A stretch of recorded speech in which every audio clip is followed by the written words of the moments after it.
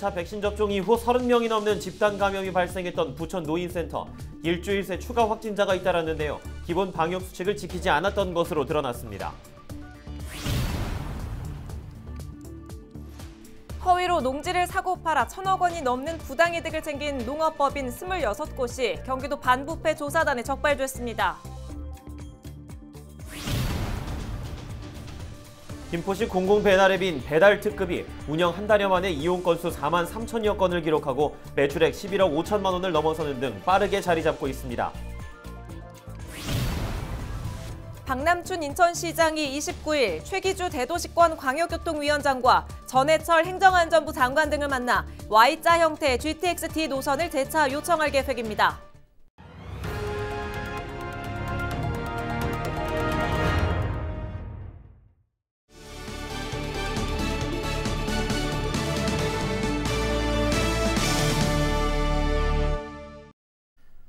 시청자 여러분 안녕하십니까? 헬로티비 경인뉴스입니다. 첫 소식입니다. 한동안 잠잠했는데 이번에는 부천의 한 노인시설에서 또다시 집단 감염이 발생했습니다. 확진자 가운데 일부는 1차 백신 접종을 마친 상태였습니다. 이정하 기자가 보도합니다. 지난 22일 부천 상동의 한 노인 주간보호센터에서 입소자와 직원 등 36명이 한꺼번에 코로나19 확진 판정을 받았습니다. 닷새 만에 관련 확진자는 2배 가까이 불어났습니다. 이미 센터와 연관된 연쇄 감염도 발생하고 있는 상황에서 추가 확진자가 나올 가능성도 배제할 수 없습니다. 요양병원 요양시설은 아니지만 이런 사회복지시설 이런 데에서도 노출이 좀 증가하고 있어서 그런 고령층의 확진자가 증가한 게 위중증 환자가 늘어나는 데 영향을 주고 있다라고 보고 있습니다. 해당 센터는 이달 중순 정기 전수검사에서는 모두 음성 판정을 받았고 지난 19일에는 입소자와 종사자 등이 코로나19 1차 백신 접종을 마친 것으로 확인됐습니다. 일부 확진자는 접종 후 사나흘 만에 양성 판정을 받은 겁니다. 방역당국 조사 결과 센터 내에서 마스크 착용을 소홀히 하는 등 기본 방역 수칙이 지켜지지 않았던 사실이 드러났습니다. 이들은 면역이 채 형성되기도 전에 바이러스에 노출된 것으로 추정됩니다. 접종자의 연령이 높을 경우에 항체 형성이 떨어지기 때문에 접종을 한다고 해서 방어력을 가질 수 없는 경우도 생길 수 있습니다. 그래서 앞으로도 접종이 높을 때까지는 당연히 조심하셔야 되고요. 일단 오는 6월까지 고령층과 취약시설 종사자 1,200만 명에 대한 1차 접종이 마무리될 예정인 가운데 안심하고 느슨해진 틈을 타 코로나19가 또다시 일상을 파고들기 시작했습니다. 헬로티비 뉴스 이정하입니다. 김포시가 코로나19 방역수칙 단속 과정에서 공무원을 폭행한 혐의를 받고 있는 음식점 주인을 경찰에 고발했습니다. 김포시는 지난 23일 밤 10시 40분쯤 방역수칙을 어기고 영업 중이던 음식점 영업주가 영업을 제지하는 단속 공무원들을 폭행했다고 밝혔습니다. 해당 음식점은 지난 2월에도 방역수칙을 어겨 과태료 처분을 받은 것으로 알려졌습니다. 김포시는 해당 영업주를 공무집행 방해 혐의로 경찰에 고발하는 등 이번 사건에 강경 대응하겠다고 밝혔습니다. 부평구가 코로나19 유증상자의 진단 검사를 한층 강화합니다. 인천시는 약국과 의료기관으로부터 코로나19 진단검사를 권고받은 주민에 대해 48시간 이내 검사를 받도록 하는 행정명령을 발령한 상황인데 일부 주민들은 이 권고를 받고도 검사를 받지 않고 있습니다. 이에 부평구는 검사 권고를 받은 주민들이 빠짐없이 검사를 받을 수 있도록 시스템을 구축했는데요. 부평구 보건소가 지역 의료기관으로부터 진단 검사 권고를 받은 대상자 명단을 확보해 검사 유무를 확인하고 검사 미실시자에 대해서는 검사를 독려하는 등 관리를 이어가는 방식입니다. 부평구 보건소 관계자는 발열 등의 의심 증상이 나타나면 지체 없이 검사를 받아야 한다며 확산을 막기 위해서는 반드시 필요한 조치라고 강조했습니다.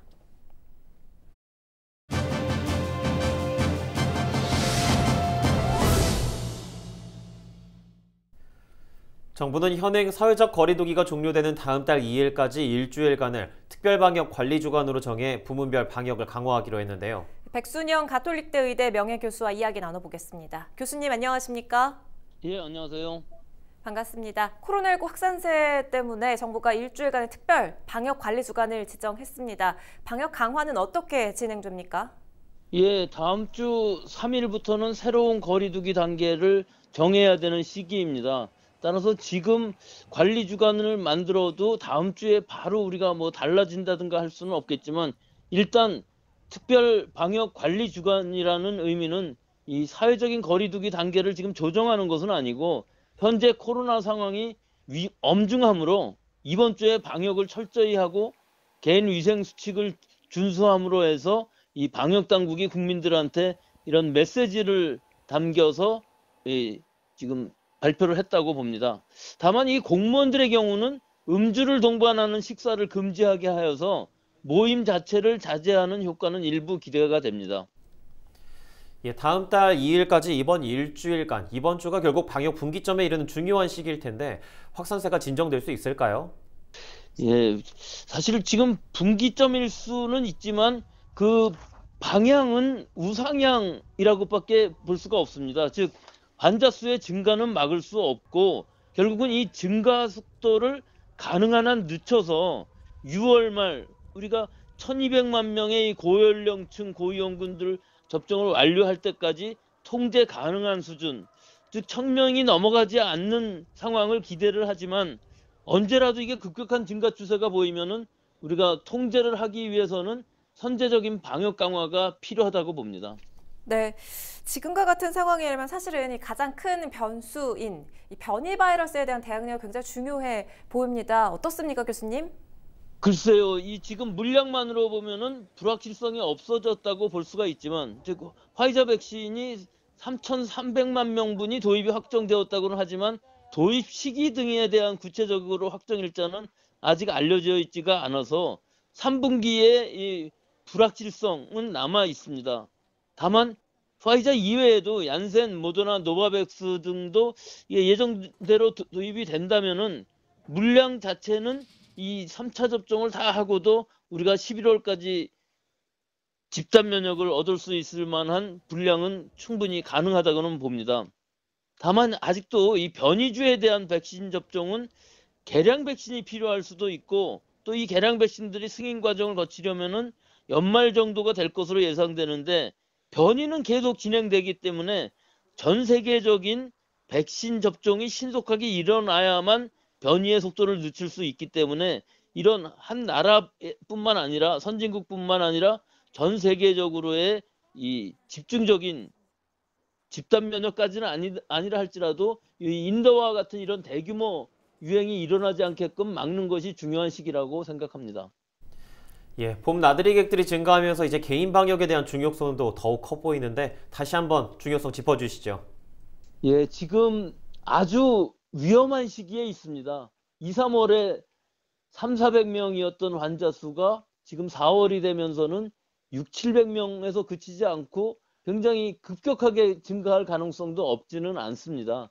따라서 지금 이 시기를 우리가 얼마나 잘 통제를 하느냐에 따라서 백신 접종도 원활하게 이루어질 수가 있기 때문에 지금이 마지막 터널이라고 생각하시고 개인 위생수칙 준수, 손 씻기, 마스크 쓰기, 모임 자제 등은 앞으로 2~3달 정도만 좀 더 착실히 하면은 6월이 지나면서는 좀 더 좋은 세상이 될 수도 있을 것으로 예상은 합니다.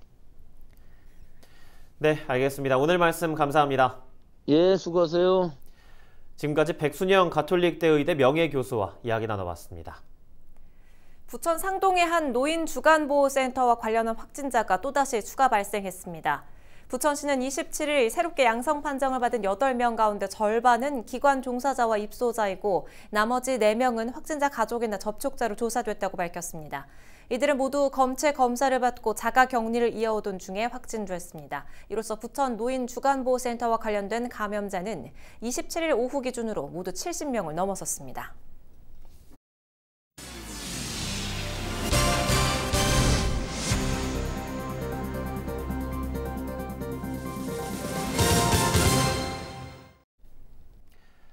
GTX D 노선의 윤곽이 김포와 부천을 잇는 것으로 당초 예상보다 대폭 축소됐습니다.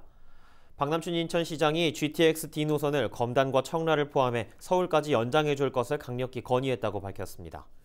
박남춘 시장은 27일 기획재정부 등 중앙부처 관계자들과 만나 청라와 검단 두 노선이 서울까지 이어지는 Y자 형태의 GTX D 노선을 요청했다고 말했는데요.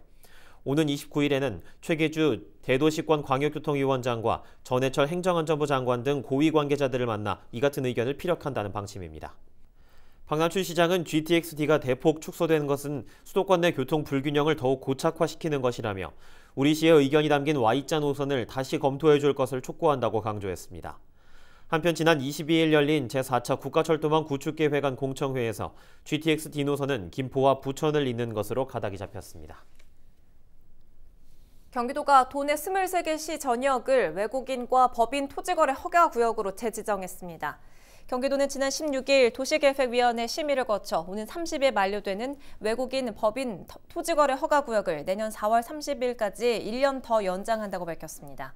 따라서 토지거래 허가구역 내에서 외국인과 법인이 주택이 포함된 토지를 취득할 경우 관할 시장의 허가를 받아야 합니다. 투기 우려가 적은 연천군과 포천시, 동두천시 등 8개 시군은 허가구역 대상에서 제외됐습니다. 허위로 농지를 사고 팔아 1,000억 원이 넘는 부당이득을 챙긴 농업법인 26곳이 경기도 반부패 조사단에 적발됐습니다. 이들은 허위로 농지 취득 자격증명을 발급받아 농지와 임야 60만 제곱미터, 축구장 60개 크기의 농지와 임야를 사고 팔아 1,397억 원의 부당이득을 챙긴 것으로 드러났습니다. 조사단은 적발된 법인 가운데 25곳을 농지법 위반 혐의로 경찰에 고발하고 공소시효가 지난 1개 법인은 관할 지자체에 행정처분하도록 통보했습니다. 농지법상 영농을 위해서만 1,000제곱미터 이상의 농지를 소유할 수 있고 농지 취득 자격 증명을 받아야 농사를 지을 수 있습니다. 부천시가 폐수를 불법으로 배출한 도금업체 5곳을 적발했습니다. 부천시는 최근 도당동 지역 도금업체 22곳의 폐수 배출 실태를 특별 점검했는데요.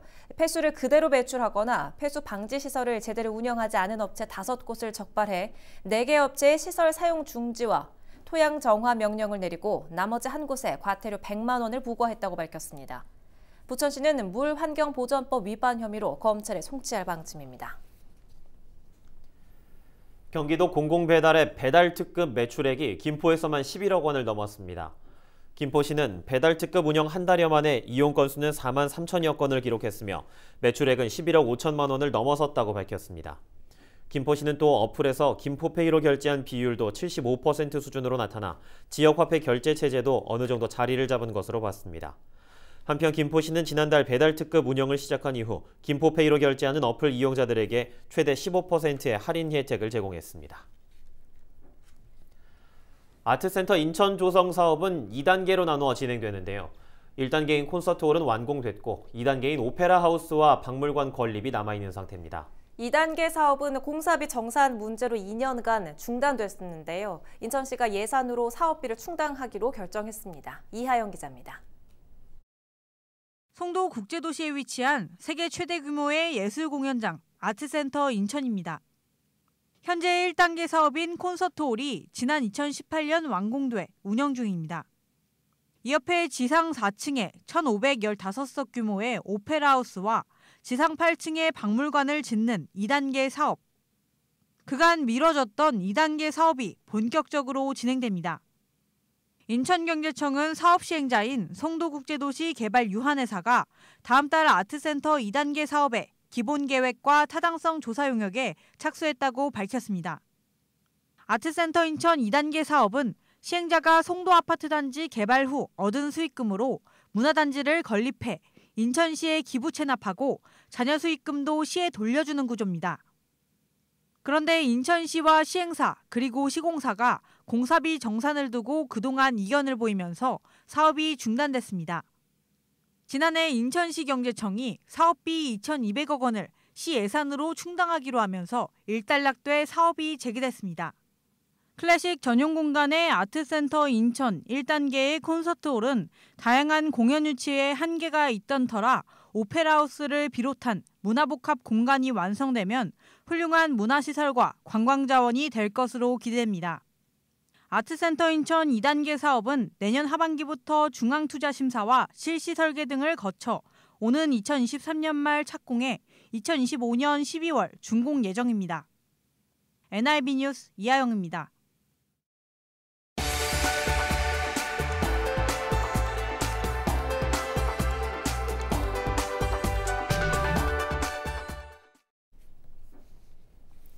27일 오전 8시 40분쯤 부천시 춘희동의 3층짜리 자연생태박물관에서 화재가 발생해 20여 분 만에 꺼졌습니다. 불이 난 이후 직원 등 32명이 긴급하게 대피하면서 인명피해는 없었습니다. 소방당국은 첫 신고자인 직원의 목격담 등을 토대로 1층 수족관에서 불이 시작된 것으로 보고 화재 원인과 재산 피해 규모 등을 조사하고 있습니다. 경기도 청년 면접 수당이 21만 원에서 최대 30만 원까지 확대됩니다. 경기도는 청년들의 취업 준비를 돕기 위해 1회당 면접 수당을 지난해 3만 5천 원에서 올해는 5만 원으로 모두 6회 지급하기로 했습니다. 신청 대상은 경기도에 주소를 둔 만 18세 이상 39세 이하 도민으로 취업 면접에 응시해야 합니다. 신청 기간은 28일부터 다음 달 말까지 경기도 일자리 재단 플랫폼 자바바에서 온라인으로 가능합니다. 인천시가 문화체육관광부에서 주관한 의료관광 클러스터 공모사업에 선정됐습니다. 이번 선정으로 인천시는 국비 3억 5천만 원을 지원받게 됐는데요. 인천시는 뷰티 클러스터 홍보와 의료관광 체류 가이드 제작 등을 추진할 계획입니다. 특히 의료관광 통계조사와 일자리 창출 확대 사업도 이어갈 방침입니다. 백완근 인천시 건강체육국장은 인천이 의료관광 목적지로 거듭날 수 있도록 최선을 다하겠다고 말했습니다. 인천시가 올해 첫 공론화 갈등관리위원회를 개최했습니다. 위원회는 올해 상반기 중점 갈등관리 대상 사업을 심의하고 위원을 추천했는데요.